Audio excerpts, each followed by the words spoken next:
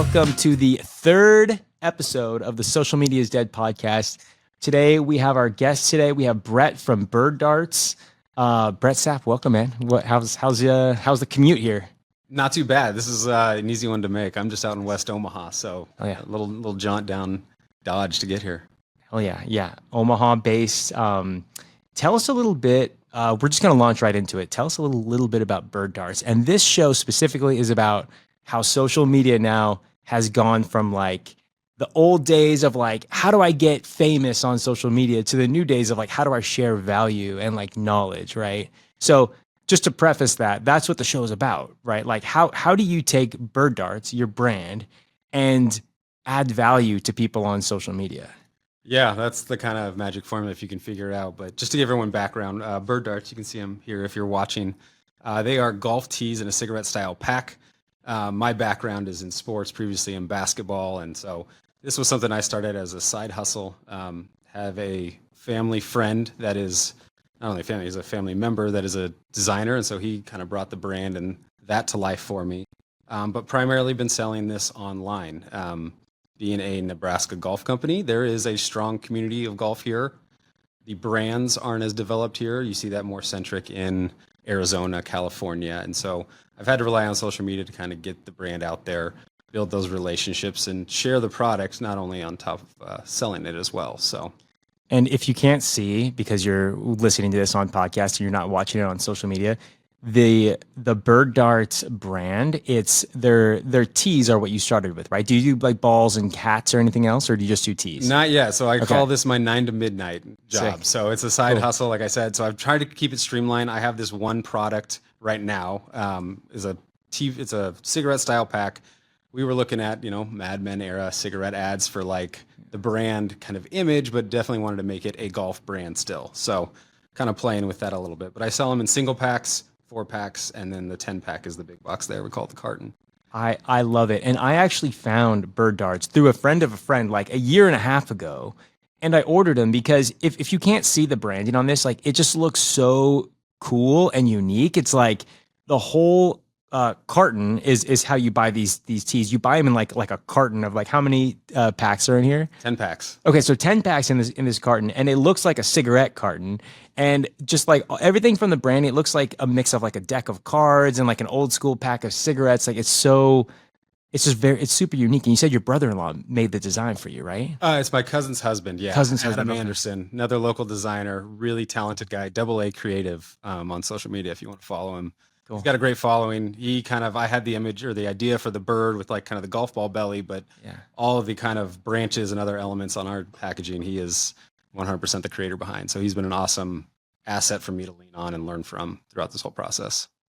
Very cool. Like you pick something like super specific, like just tees, and you're like, I'm gonna like invest in, just kind of like getting this story of these tees off the ground and invest in this kind of like, I don't know, like universe, if you would say, of these like cigarette carton golf tees. And it's like, it feels like there's a lot of connections to like how people do social media, right? Like people, they want to go big and they want to like make this whole, brand that encompasses like all of these different parts of their life. But like you just started with the tees and the branding that you like really invested in. Like, I don't know. I love it. It felt like a great foundation for the company. If you've been close to golf at all over the last 5 years, it has absolutely exploded since COVID.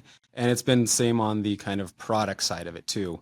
I would say in a lot of areas of golf, we've maybe shifted into being over-branded in some of the elements. But when I was kind of watching and paying attention to it, just because I was naturally interested in it and into the game myself, I noticed like you walk down a golf tee aisle and it was kind of the same stuff you saw before. You'd get like kind of classic bulk buy, just plain design tees like you'd get kind of, just at any bulk site. Or you'd have something kind of gimmicky, like a, bikini golf tee or a beer bottle golf tee. And there wasn't anything kind of walking that middle ground. The other thing I liked about it too, it's like all the big golf companies sell golf tees. They don't really spend marketing or invest any other real time into their tees outside of just kind of a feel of the need to have them. So that was kind of my thesis, my crossover. I would say then taking that to social media, investing into the design of the product and everything. That was kind of the crux of the product a little bit too, but it's made the transition into social media and marketing it that way a little easier too. Dude, I love it. It's like, Thank you. it's super cool.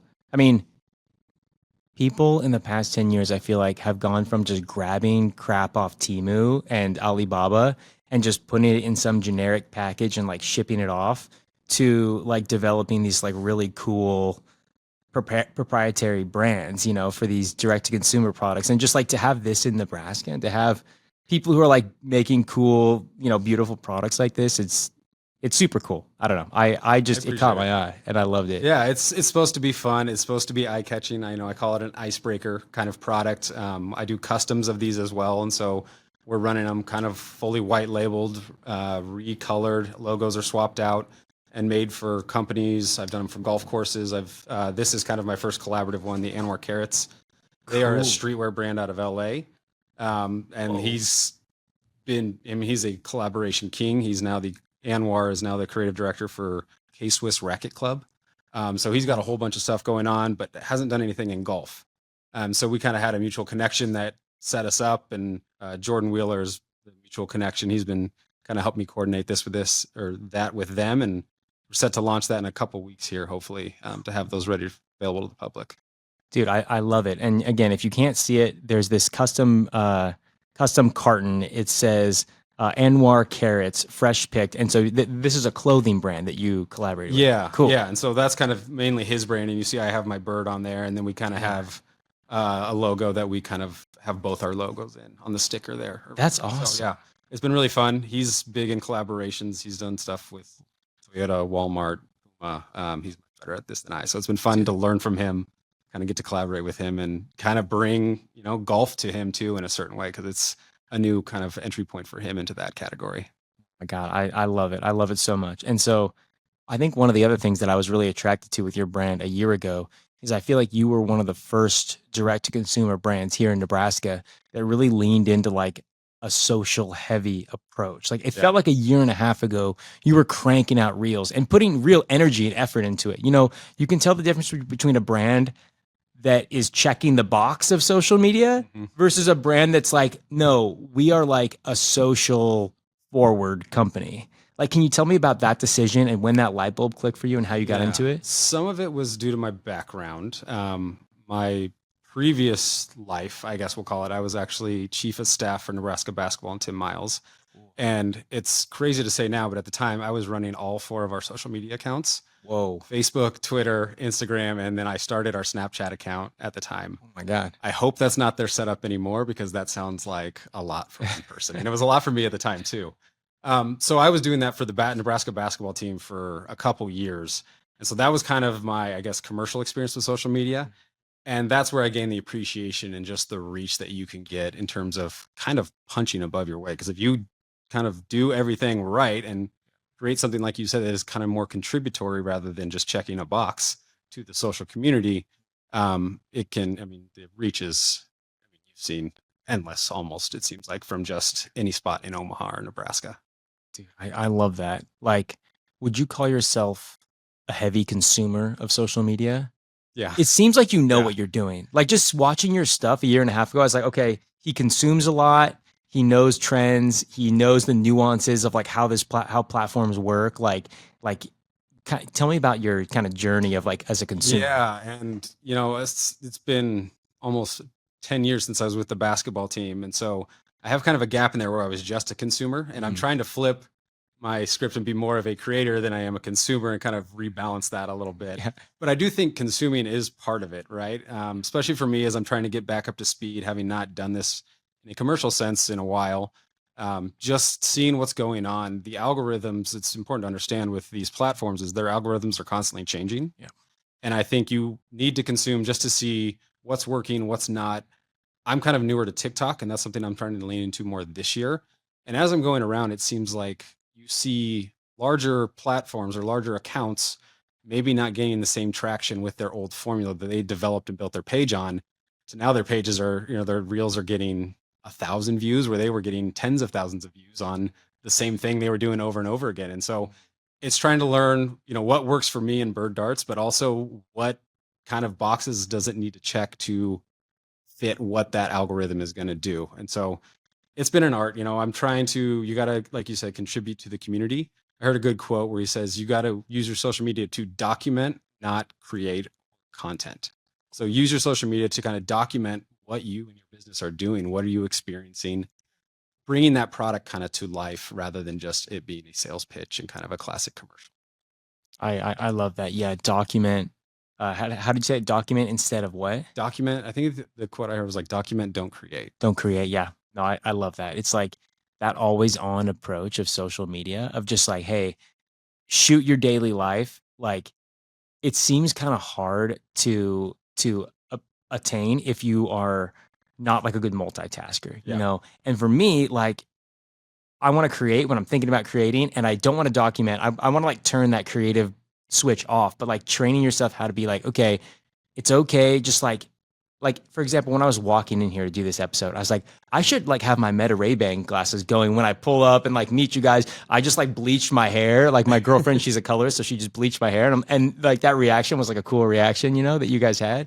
And so I think about that, but it seems exhausting, like that kind of always on approach. Do you have any advice for creators who are like, man, how do I step out of just like creating and step into just like living the brand and like letting it go? Yeah, I think for me, some of it's just getting more comfortable in front of the camera and trying to script less. And like you said, just shoot everything you can. And then you're just going to have more editing and going back and like piecing stuff together. But a lot of times I'm just shooting to have kind of stuff on hand. And I don't know what I'm going to do with it at the time. So it is a total, as much as you feel like you need to post, you probably need to shoot 2 or 3 times more than what you're actually posting, right? I go out and like have scripted videos and these ideas that I really try and mold and make a specific thing that I'm conveying, but I'm starting to try and do more almost natural filming where it's just like the camera's on and I'm just doing whatever this, I'm out golfing or if I'm at home working or just bringing that kind of part of it to it. Again, just documenting what my experience is with bird darts from, you know, the inside and giving you that. Yeah.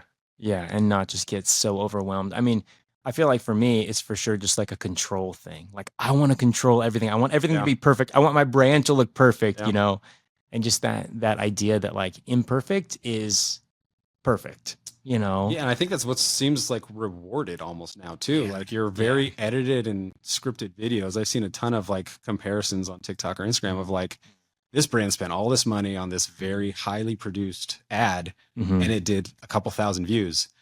They also paid this influencer to do a video and it did hundreds of thousands of views. And it's just them wheeling like a suitcase around and talking about it. Right? So that, I think that rawness does get rewarded too, which should be for small business owners, a huge incentive to lean into this stuff. Like I said, this stuff can punch way above its weight. Get it right. Yeah. I almost see like these platforms rewarding videos that you least expect, right? And I think that they almost do that intentionally to kind of like train us to have that always on approach because you never know what video it is that's going to push you over the edge. And they just want us to shoot and go and like always be on. So I think I think what you're saying is like totally true. I want to read a review that I got from a listener. So thank you guys so much for anybody who listens. And thank you, Brian, for this message that you sent. He said, and also on this show, like we talk about like transparency and we talk about just honesty, you know, and about failure. Like 90% of social media is failure and looking dumb and then learning from that and going again. You know, like when I started in media, we would get a creative brief from the executive team. It'd get handed down to the production team who would produce the assets. Then it'd get handed to the distribution team, which I was on, and we would put all the ad dollars behind it and make the message go to the perfect spot and the perfect person. Well, that's all out the window now. Like you have to make mistakes. And as a brand, you have to just like bring in creators that aren't afraid to just fire from the hip and mess up. So in the spirit of transparency, here's this message that I got. I've listened to 2 episodes that you've released. I don't know who your target audience is, but I was hoping it was me, but it definitely doesn't feel that way. I own a food truck. It moves all over Omaha, and I'll keep it anonymous. I won't say, but I hope to someday have a brick and mortar. What I was really hoping for your podcast was us small business owners on how to take advantage and use social media to our advantage. The first episode made me feel like it was just way too hard to even try. right? The second episode, it made me feel like I needed to hire someone to do the social media for my food truck. Could you dumb it down for the average person to follow along? I feel like so much is going over my head, blah, blah, blah. So, yeah. Doing social media I'll just kind of skip down to the bottom. Doing social media for our company is the biggest nightmare for me and my wife. And that hit me. Thank you so much, Brian, for messaging that. And like, I agree. Sometimes I go too fast, you know, and I want to just like throw everything, you know, everything in the kitchen sink against the wall and see what sticks. But like, let's just talk about like, you're a solo founder, right? My biggest question is like, what percentage of your effort or of any solo founder's effort do you recommend putting towards your business and putting towards social? Because it's feeling like now, you know, attention is the basis of capital now, right? Like attention is like kind of like the most valuable resource in our economy. So like now the amount of effort that you probably need to put towards content is like grown exponentially. But do you have like a number that you feel like 50-50, growing your business and social media, or what do you think? Yeah, I guess for me, I don't necessarily view them as like separate buckets. Like, I mean, what I'm doing on social media, I'm doing to kind of help promote and push forward what I'm doing with bird darts. Now, my time spent, it kind of varies. I'm doing a lot more in the golf season, this summer kind of frame with my content. The golf calendar and just people in the golf space are more active on social media then. And so then I think there was probably a full month in the winter where I didn't really post much, and it was mostly me just catching up behind the scenes doing other stuff. So one, I think consistency is king. Do what works for you. You know, I think it's important and worthwhile to have some sort of presence. And what I would suggest, and what I kind of did, is start with one platform. Don't feel like you have to be on every single one. Find your niche, find the one you're probably spending the most time on naturally, and start there. You know, for me, I think the TikTok shop's been valuable for bird darts. I wish I would have started down that avenue a little sooner. Food truck, I think TikTok or Instagram or Facebook, any of those that they're comfortable with, I think just pick one if it feels like it's going to be too much and start there. And then along the lines of what we said, start simple, but be consistent, you know? Don't be afraid to fail. I have videos that have gotten like 25 total views, and I've got ones that got thousands. So I leave them all up. Like, it is what it is. You're kind of learning as you go. And like I said, find what works for you and find a way to make it a documentation of what you guys are, what makes you unique. And the rest will kind of fill in itself, I think, in a lot of ways. I love that. Yeah. And Brian, if you're listening, like my other piece of feedback is like, and just from my own experience, like, yes, I run like a media company, and social media like drives a lot of that, you know, and similar to Brian, and I'm sure you probably feel that way. I like get in bed like every night, like wishing I had made more content. The opportunity, this is maybe like the biggest business opportunity of this decade, at least, you know, to win on social media. And the opportunity, especially in Nebraska, we're in a very unsaturated market right now. Like other markets are way more saturated for social media. I think there's huge opportunities here in this market. So Brian, who's, you know, running his food truck, he probably feels that pull. Same thing that I feel every night of like, oh my gosh, I'm not doing enough. So the first thing I'd say is just, like lean into imperfection. The second thing I would say is like, okay, it's one thing to try to become this like viral food truck. It's another thing just to like set up the framework to show up on social and have some sort of social presence, and then leverage other creators that are interest category dominators, you know, to then come in and experience your brand and have your socials to like funnel people to and funnel attention to. So you can say, hey, I did the bare minimum of I set up my socials, and I have like a nuanced and seemingly like native approach on this platform to like what social should be, you know, like have your food truck set up, have a couple reels or, you know, TikToks of like your best food, you know, so that when people do find out about you, they can actually come and like see and okay, what's this food truck all about? But then leverage like, do you follow those like food guys? I think they're called the Fooligans or something. They're killing it. I was going to bring up Scotty Eats too, is one I follow locally, and he's doing really well on both of his accounts. food stuff, like food, people love food creators and they're doing really well. Both of those started like last fall too. Like they're super new and they're just killing it because and they own like all of the attention around food right now in Nebraska. And I'm like, build your social big enough to like not be embarrassed if someone stumbles upon your page, and then hire out to people who own that interest category. The interest, like we talk about like picking your interest category. Like some people, they don't even pick an interest category. Like, I'm the interest category. Everybody look at me. Like, I want to be popular, but it's all about like, my interest category is like Nebraska travel.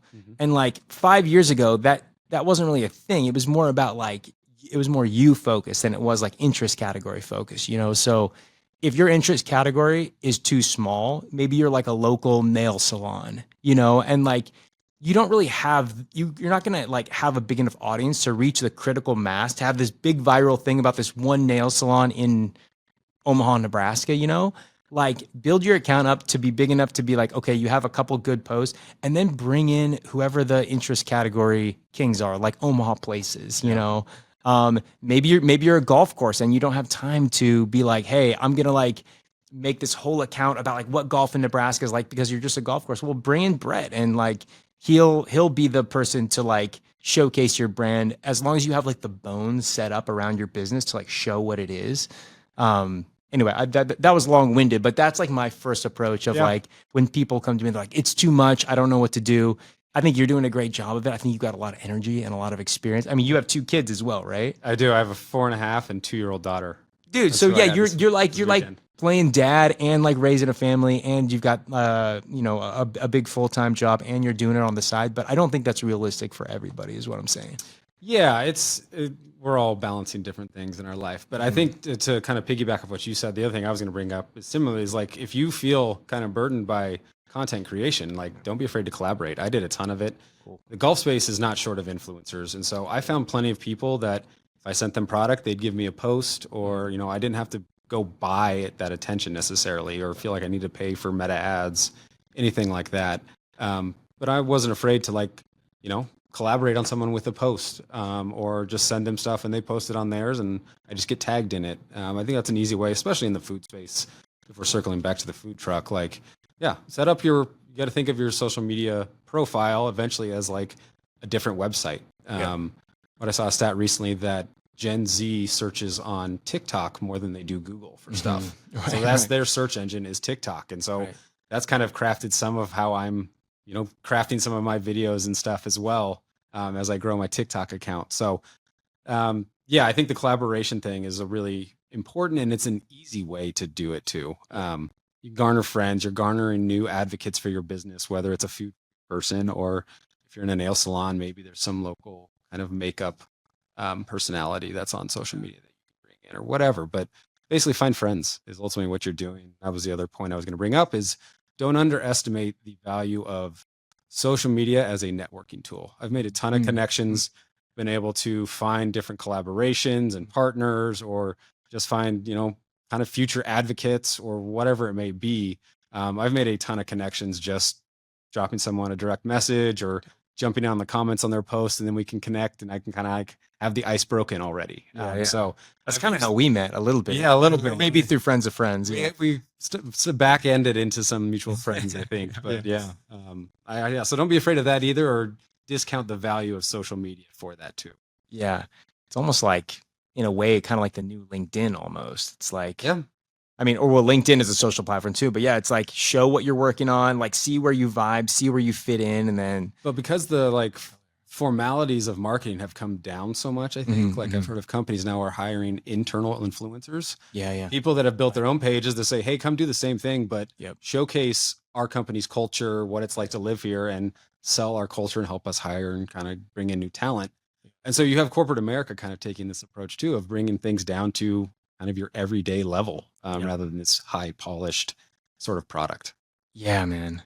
It's a wild time. It's crazy, insane. And it moves quick. And like people like Brian and like, you own a food truck, you own a small business. I don't blame, I think we both feel the same way. Like it's so insane that maybe you're not like this like social media guru, or maybe you don't even know the first place to start. Like I think me and you sometimes take it for granted because like we grew up in a very social forward world, like I think we're both like the same age pretty much ish.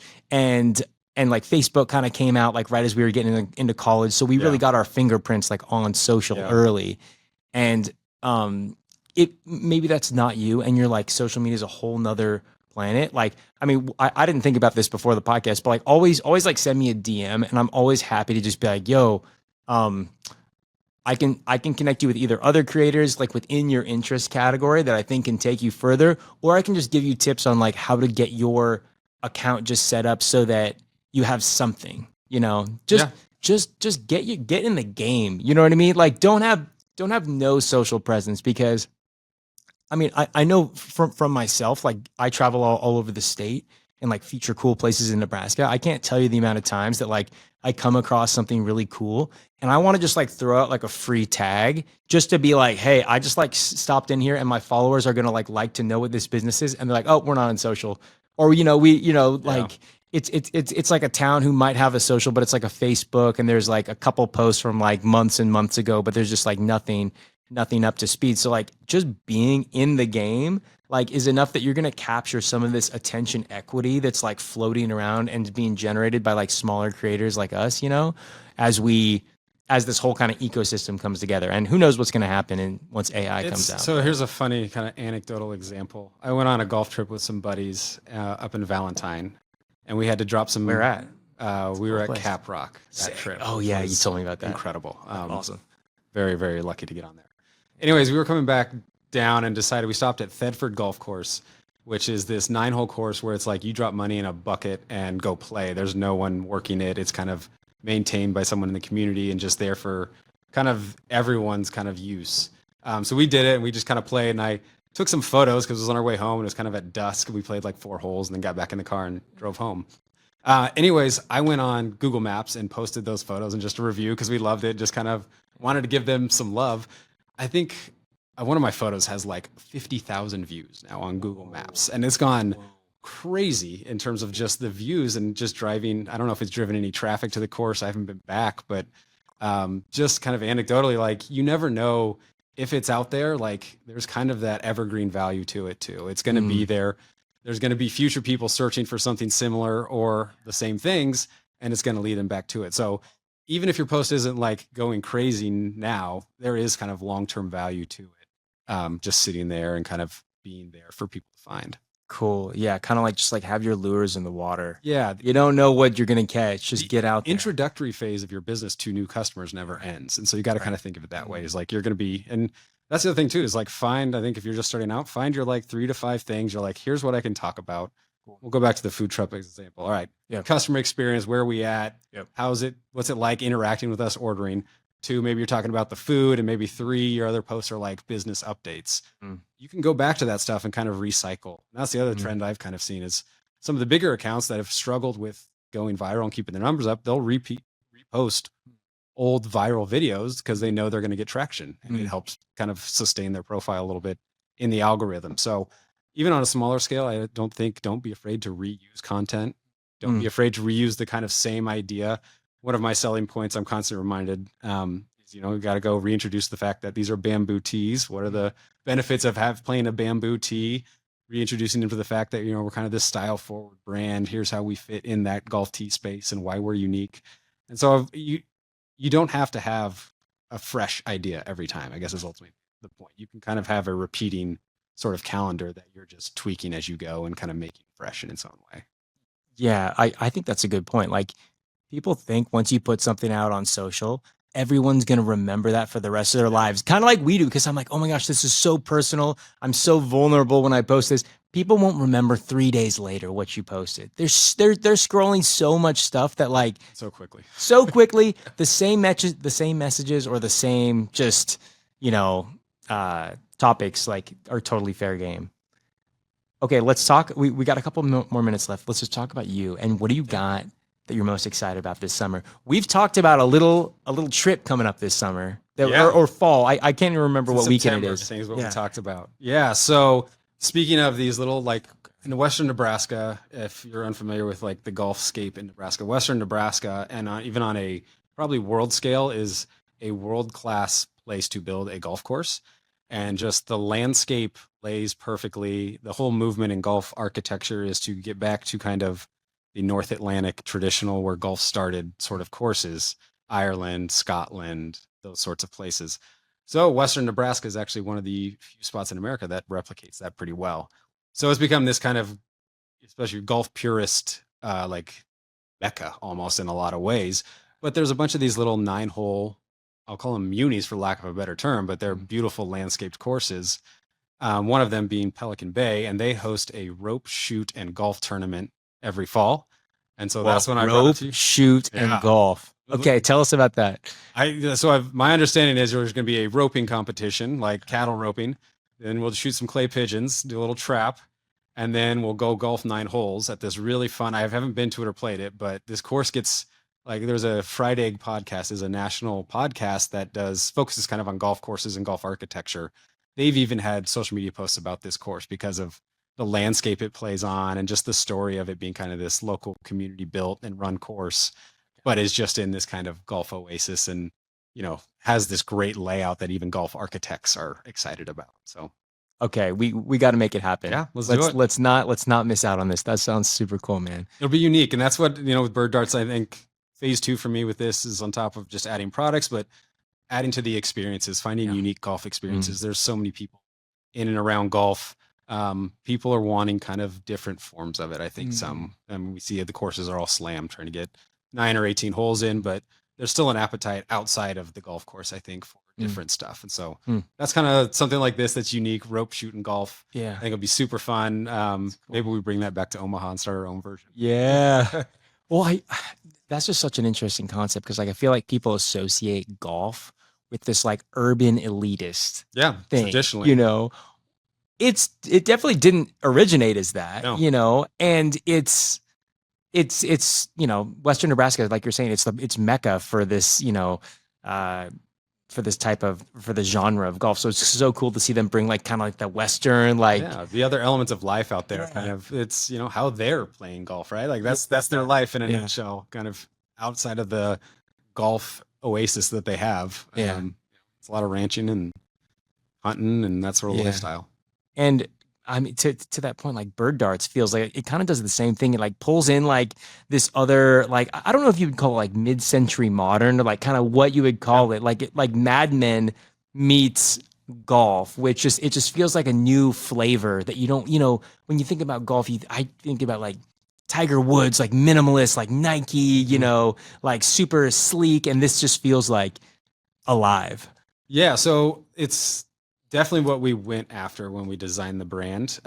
One, I thought I knew I was going to have this kind of affiliation with cigarettes regardless, even though it's not really what I'm promoting with this company. Do you smoke a pack a day? I don't. No, I always say I smoke drives, not cigs. Okay. So, we were kind of like I said, we wanted to play off of those branding elements because they are fun. It's just this like, it's also an era in golf where it was like the most fashion forward. And I think a lot of people that are into like, golf has always been like kind of a fashion forward sport. The 90s with Tiger, it moved into like more athletic wear. But before that, it was a lot of, baggy pants and hats and guys like Chichi Rodriguez and, just kind of putting their fashion forward. And it was kind of this era of style a little bit. And so there is kind of roots in golf for this kind of branding style. I thought that it would be fun to play on and has been well received. But given its crossover then with the tobacco industry, it just worked out too well. And Adam did a great job. So it was an easy, let's move forward with this. It feels like you got to get John Daly a pack of these. Like, I'm trying. There's like a Mount Rushmore of like these people would be perfect, and he's definitely on there. He's got to be right. Well, like he's the one who like chain smoked all the way around like PGA tours, right? Yeah. Okay. Yeah. As much as he could. I don't know. I don't know what his rules were, but there were probably times he probably couldn't in a tournament. Yeah, I am a casual golf observer. I play when I can. I don't know like all the behind the scenes and the community behind it. So it's cool just to have learned this through you. And like I really hope we can collaborate this summer. Like, I do too. I really want to get out there, even if we just play something local. I'm actually doing we can talk about this off there, but I'm doing a little spot for X Golf next week. Nice. So if you want to come play some golf simulators next week, too. dropping a little shout out to X Golf on here too, because it's a fun, like a little rainy day. Oh, they got a great setup. I've been in there a couple times. Have you? Yeah. Cool. So yeah, we can get into that. But anything that I forgot, anything that you like want people to know about, like how you're growing your brand, any other tips about social media or just golf in general? Well, I could talk about golf in general forever, so we won't necessarily go down that path. But I think for your tips for social media, just be consistent. Consistency is still king. Yeah. Don't worry about, you're going to have to learn, find your rhythm and what works for you and your business and what fits your voice and style. I mean, so much of that is like picking the right style for yourself and your business. It's, just another piece to the culture that of your business that you're growing. You're just trying to share and give people a different way to experience and see it. So, I don't know if I have any groundbreaking advice. I'm still figuring out myself, but consistency is definitely helpful. Dude, awesome. Thank you so much, Brett. Thanks for coming on. Of course. Thanks for Where can they find Bird Darts? Yeah. So Instagram, we are just at Bird Darts. TikTok is Bird Darts Golf. We sell these on TikTok Shop, Meta Shop, Amazon, and then birddarts.com. If you want to get in contact with me, you can do so. The website, social media. Anyway, otherwise you'll probably find me at a course in Omaha sometime soon. Cool. Awesome, Brett. Thanks, man. And thanks, Hurrdat One, for putting us on. Another great show, as usual. We'll see you next week.